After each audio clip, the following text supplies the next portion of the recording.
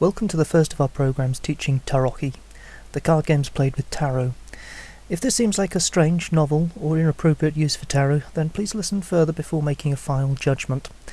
Don't forget to visit the associated website www.tarocchino.com and download your coursebook, featuring rules to a large selection of the tarot games.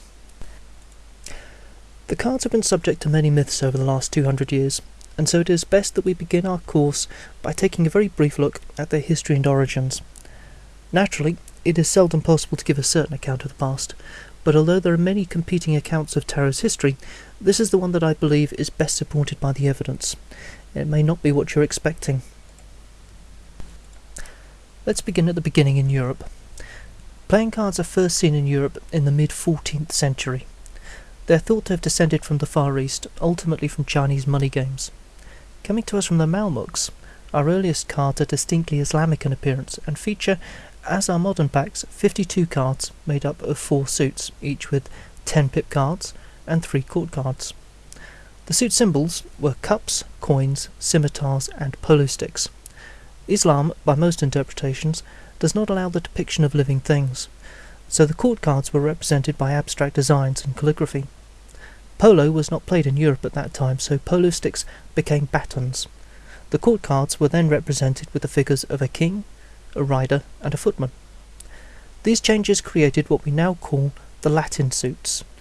Cards like these are still used today in countries such as Italy and in Spain.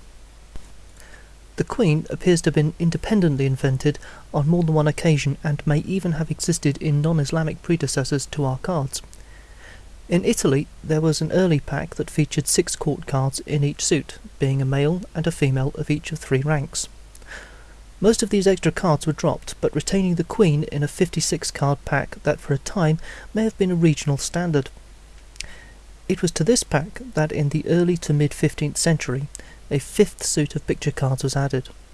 These picture cards would appear to have taken as their theme a Christian triumph procession, hence their early name of Trionfi, meaning triumphs, and from which we get our word trump. It was the invention of tarot that marked the wider introduction of trumps in card games, although again, trumps seem to have been invented independently on more than one occasion. And this is what they were invented for: card games. Games that have grown into a large and varied family, spread throughout much of continental Europe, and that continues to be played to this day. As I've mentioned, the original name for tarot was Trionfi, but this was soon changed to Tarocchi, probably to save confusion with another game of triumphs that was becoming popular. Perhaps the most plausible origin of this new name is the term Taroccus, meaning to play the fool having an important and unique role in the games. As the cards spread through Europe, this name was often truncated to Tarok, while the French gave us the name that we have inherited, Tarot. Given the modern perception of tarot cards, it may seem hard to accept this. You are very likely to have read about the Church suppressing tarot cards, and that they had been used in secret because of their heretical images. However, this is not the case.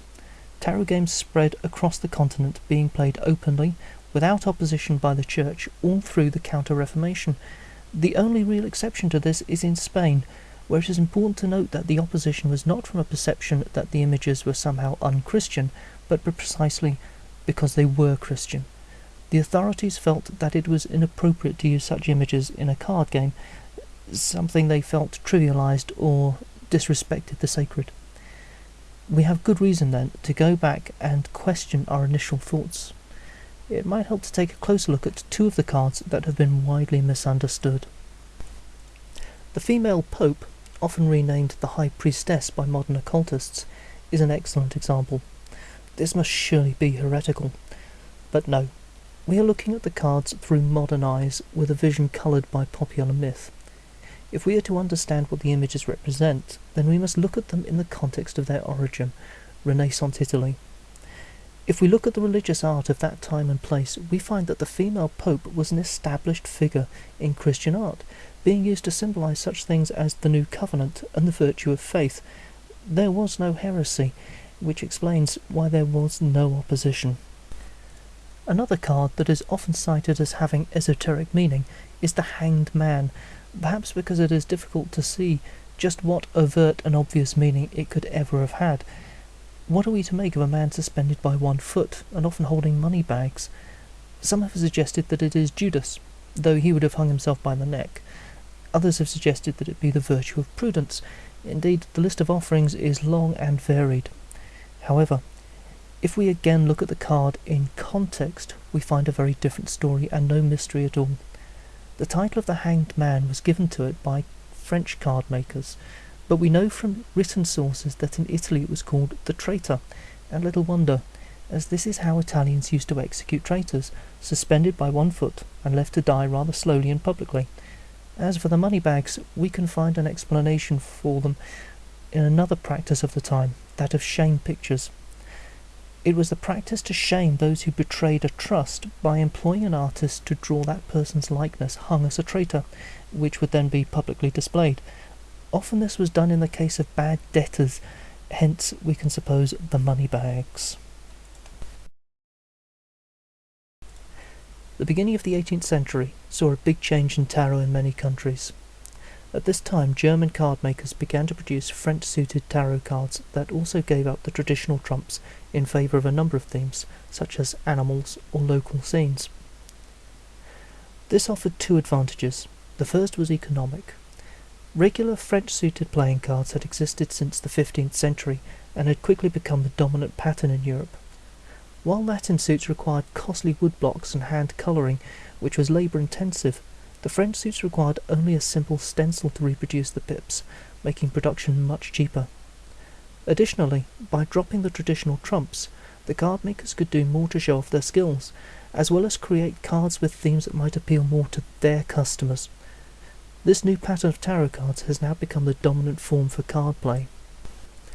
Tarot's occult associations do not arise until the end of the 18th century, when a Parisian occultist, Anton Corder-Gablin, published an article in his encyclopedia declaring that the cards were of an ancient Egyptian origin, brought to us by gypsies and codifying the lost knowledge of their priests.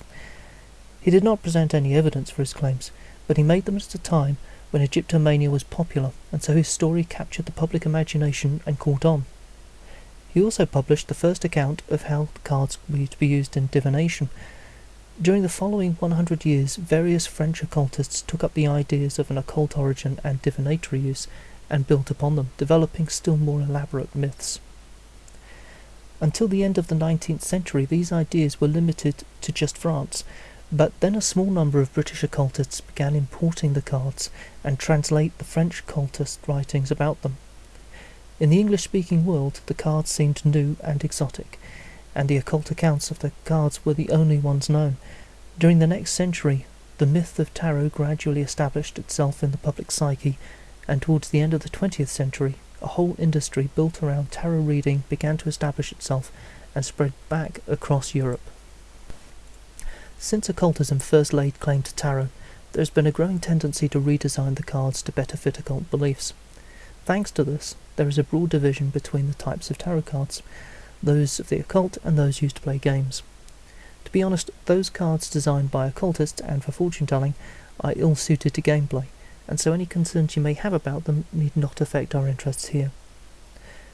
Although there have been works of serious history about both the cards and the games published in English since 1980, they have tended to be of limited availability and of high cost.